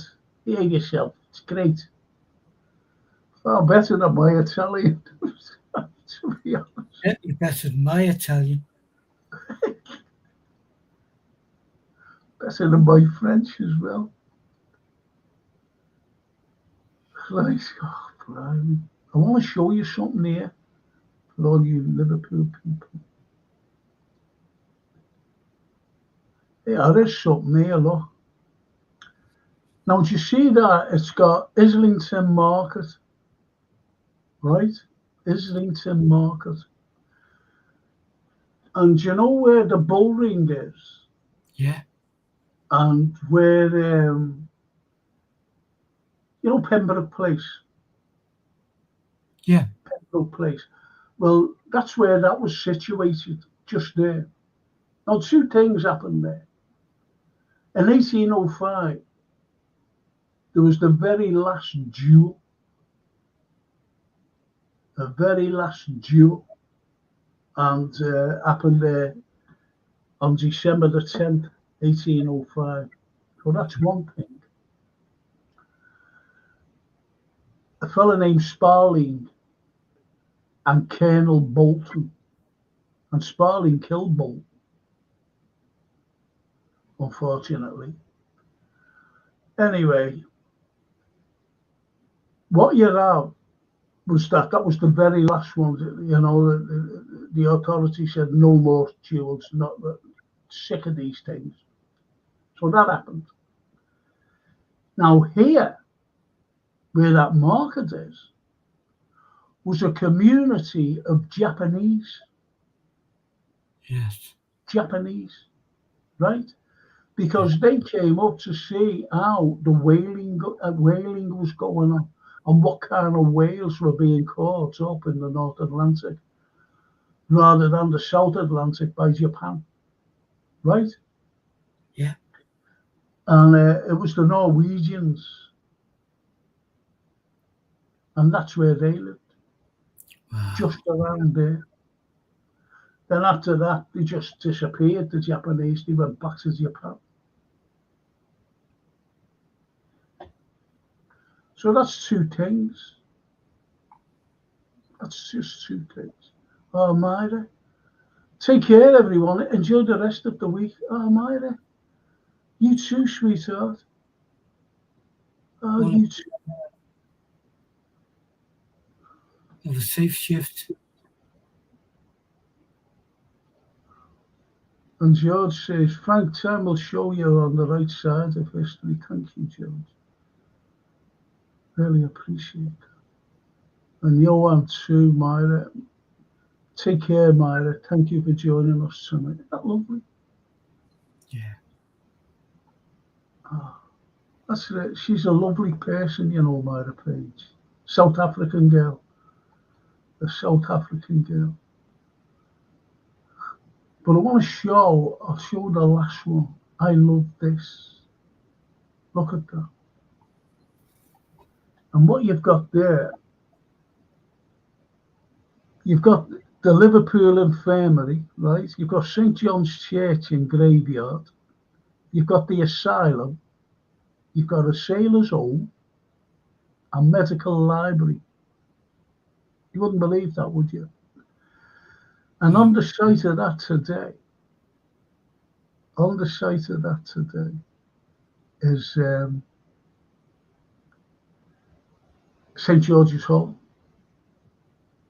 St. George's, and you wouldn't believe that, would you? And where you've got Mill Place, that's at the mill, which is Mill Lane today. And right on the site is the Walker Gallery. Right on that site where the white windmill is. Incredible. And there's the Islington Market there. That we've just been looking at. But there was two markets. There was one up in Gill Street, as I said, where the Japanese lived, and that one. They must have moved down to there, actually. And they were all on the same as Islington as well, Islington Market. Incredible, really. And you see can you see that church up at the top on the right? You've got Hunter Street Mill, Christ Church. Yeah. Underneath it. Well, that Christ Church.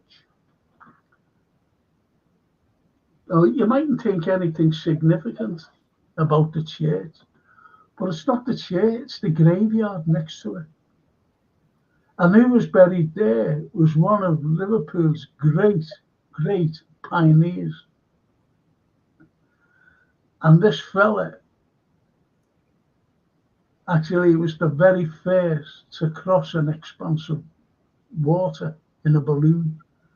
And that was in April 1817. Now, lots of people think that it was an Italian who did it when he crossed the English Channel. It wasn't. It was him.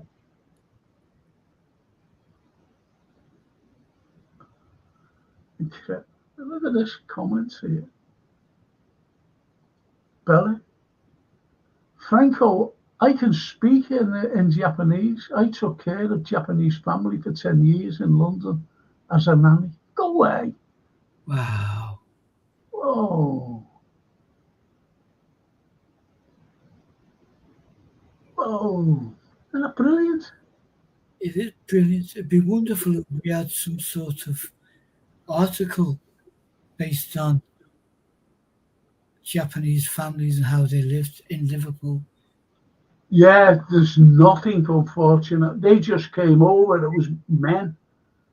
They built a community of men, sailors, and went on the ships, to see how they caught whales, and what the whales were like, whether the same as in the southern hemisphere rather than the northern hemisphere. And then all of a sudden they just disappeared up in Guild Street. And as Freedom says, so there was a cattle market there before the train. Yeah, there was the lime kilns. Yeah, it was the lime kilns. That's why it was called Lime Street. And the lime kilns, I don't know if you can see it, if I take this down. The lime kilns was where, the cattle market was. Go further along, all lime kilns. And Lime Street Station has got not there. Incredible. Incredible. But you always had a theatre there before you had the railway station, and that was the Empire Theatre.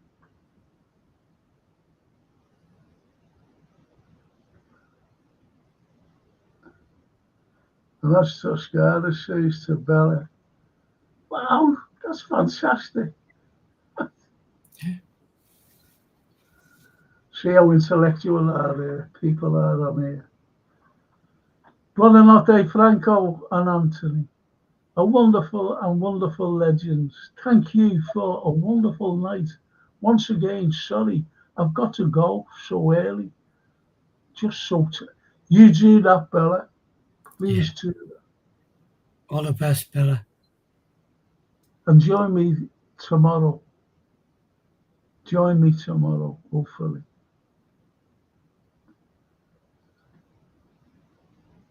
And Bella says, oh,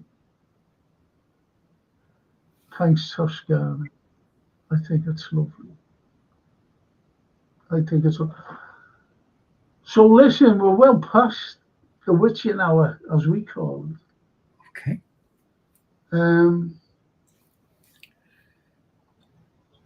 So you got your kit on tomorrow.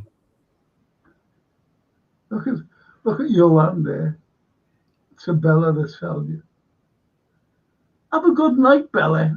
Sayonara. Yeah, see. Yeah. Everyone's speaking Japanese now. Yeah. Sayonara. Johan. Lovely. And Toscana in beautiful Italiano. Buonanotte, Bella. Buonanotte. It just shows you, doesn't it, the way some people look at history.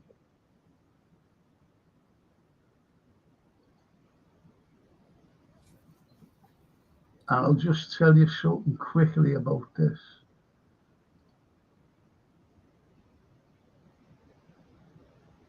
Like Frank and Anthony and Jason and everyone up the history vets. Good night, Christopher. And Mia, beautiful Mia. Guys, got to work now. See you all next stream. Love you all. And Frank and Anthony. Thank you. Good. Have a good shift, Mia. Be safe. Good night, Frank and Anthony. And chat. Been great as always, says George Sepp. Thank you, Good. George. Bye all, says Mia. Right, I won't tell you about this because they've left. Because this is very important and it's the borough goal. And it's very significant for another country. Okay. For another, so I'll do that. Do you know what? Have you noticed? No one got. Have you noticed? It's hard to put into words. This. No one. You know when we said we'd meet. No one said, "Oh, that would be great." No one says. Yeah, we've got to have a confirmed meet. You know what I mean? Yeah. Down in Castle Street, but no one's mentioned anything. Anyway, we'll just have to plan our day and then say on. Yeah, but we said it, and this is what happened the last time. I said no one got back. Anyway, Johan says, thank you, Frank, Anthony, Jason, and you legends in the chat. Have a good night, everyone. Great show. Thank you, Johan. Thank you, Johan. Have a good and night. The lovely Mia. Last week on nights for a few weeks. Thank God for that. She's so happy. Brilliant, Mia. But anyway, and Christopher says, it would be great to meet up, but no one said. We put it out there. Anyway. Okay. So I'll just leave it up to you. Anthony and myself will leave it up to you. Do you know what, Anthony?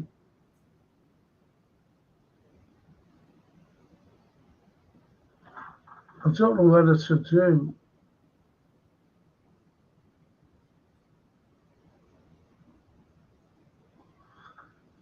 Do you know what? Yeah, look.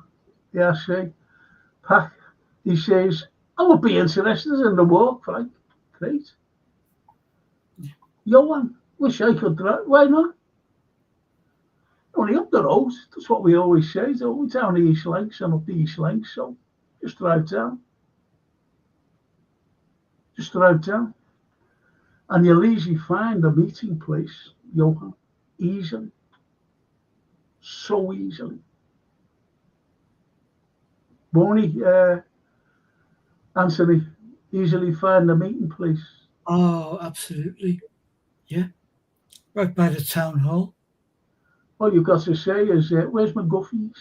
That's it. And they go, you go down there, you'll see it. Big sign. That's all. You drive down. Coffee. And there's a lots of parking, in those park things. Car parks, high-rise ones in the city centre. Yeah.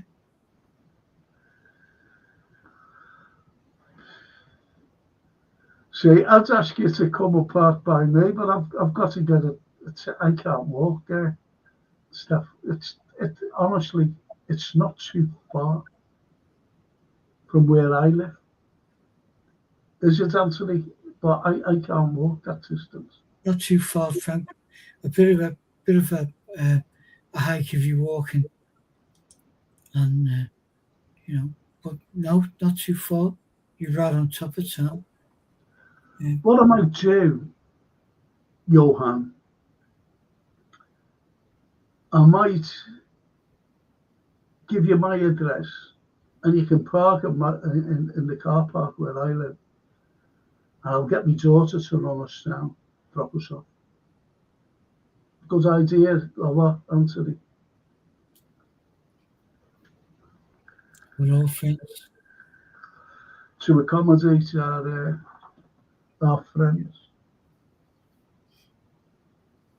And Pac says, there are some nice paintings up on the former Maritime Insurance building on Castle Street. Took some photos of them the other day. Very good. Good. Nice paintings. I don't know where the paintings are, but if you mean the murals, yeah. The mosaics, yes. So anyway, Anthony, and the wonderful thing that Paco Chan said about Castle Street. I told him, can I ring you after this? Yeah. I'll ring you at no. I'll ring you at 10 o'clock. You're not going to go to bed, are you? Again, or fall asleep? Not now. Well, you know what I'm like, but no, not at the moment.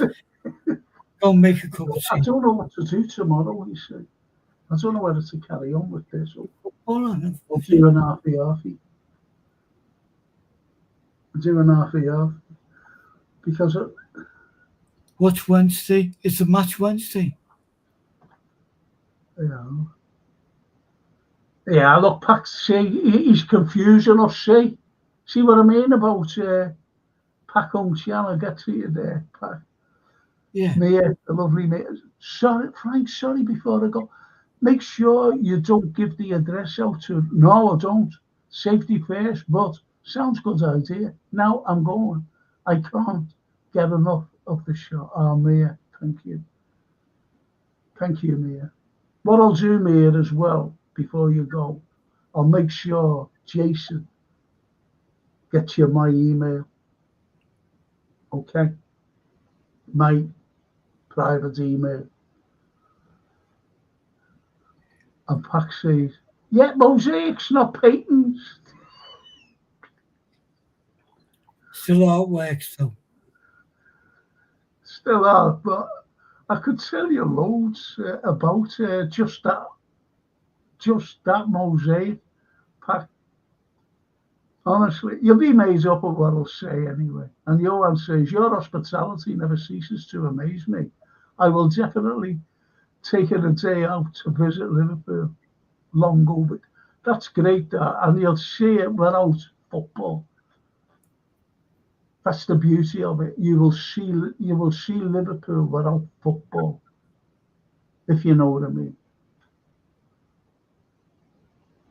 And I'll give you the connection with the French and the Americans. Thank you, Johan. I really appreciate it. And Anthony does as well. Appreciates that what you've said. And little Mia, who's running off to work. She can't get enough of it. So listen, I'll give you the ring at 10 o'clock. I'll have to make myself a cupboard. I'm on a diet, by the way. Why? Yeah, got to. I'm not losing. Well, our Francine said that. She said, Dad, there's not. I said, there is. Look at me. Yeah, I've cut out cakes and biscuits and things. I had my last biscuit today. Have you gone?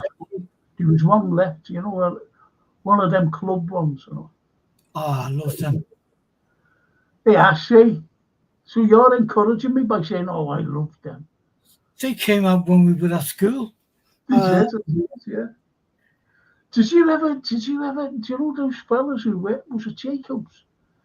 And they used to go around, the workers, and go around every Friday with broken ones. And they used to buy them for them. Big bag of club biscuits. When I started art school, it was a case of where'd you go? There wasn't many places to go for the dinner. We used to go to Birkenhead Market and get a bag of broken biscuits. Yeah. We made. So 50 pence each, bag of broken biscuits like that. You never knew what you were going to get. So, the excitement of life. Pac says, I like the Cafe Nero building on Castle Street. Yeah, that's where I'll be showing you a few things around there. Yeah. Which is absolutely, well, Anthony will tell you, fascinating. Yeah. Fascinating. So bring your camera as well. And Jason says, yeah, I say he listens to everything, Jason, to me. No more jam for you then, mate. got about 1 million pears if you want any. He's got apple trees, pear trees, and jam trees. Brought me down a big, oh, lovely jar of jam, raspberry jam. Honestly, he does it all. He's like Tom Good, you know, The Good Life. Yeah. And he's got a mad. That's where we're all going. It's the greatest thing. Honest, Anthony. He's got a rabbit, right? Yeah. And it's like a pet dog or cat. Comes up to you and puts his head on you like that. You stroke it. And then it hobbles away. Then comes back again for more strokes. A rabbit.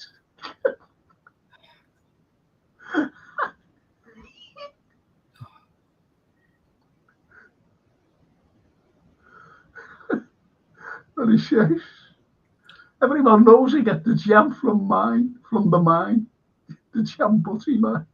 And Frank says he's never seen a jam tree. There he goes. It's great, Jason. Great he is.